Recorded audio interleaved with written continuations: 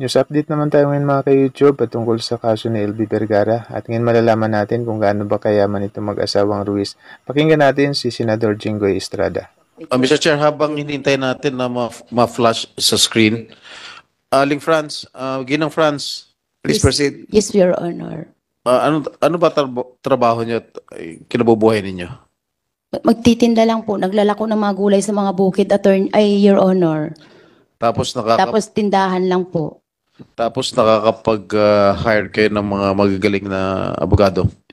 Mga kalugar lang po namin, Your Honor, tsaka mga parehas na Ilocano, Your Honor. Ano?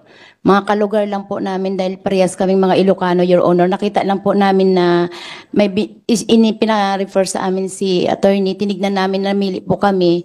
Ngayon, ang pinili po namin, yung mga Ilocano po na katulad namin. Talaga lang, ha? At random, namili lang kayo ng mga abogado na kababayan mo? Opo. Hindi naman yata kapanipaniwala yung sinasabi mo.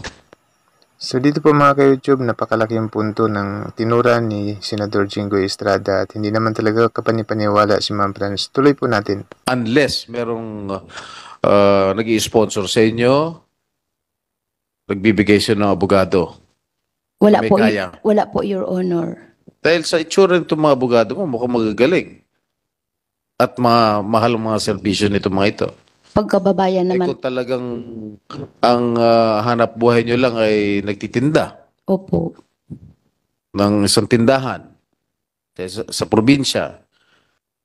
I don't think, hindi naman sa minamaliit ko kayo. Paano kayo naka-afford na bayaran itong mga lawyers na ito? Your Honor, maliit lang po ang singil nila sa amin kasi kalugar po ng aking asawa. Kalugar po sila. Kapanipaniwala nga ba mga ka-YouTube na kapag kalugar ay mababa na yung singil? Kayo po ba may makakilala rin sa inyong lugar? Tuloy po natin. Kano? Magkano? Konti lang po. Magkano nga? Kung talagang alam niya yung kalagayan ninyo, sitwasyon ninyo sa buhay ninyo, di dapat pro bono yan. Opo, konti lang po. Magkano nga yung konti? 100,000? 200,000? 10,000 lang po ang binibigay namin. Pinulungan ka na kasi ng abogado mo eh. Hindi po. Yun po ang totoo. So kumbinsido ba kayo mga ka-YouTube sa tinura ni Franz Ruiz? Comment din po kayo para sa inyong panig. Makita natin dito na talagang mayaman sila, no? Kayang mag-hire. So thank you very much sa panonood. To God be all the glory and God bless us all.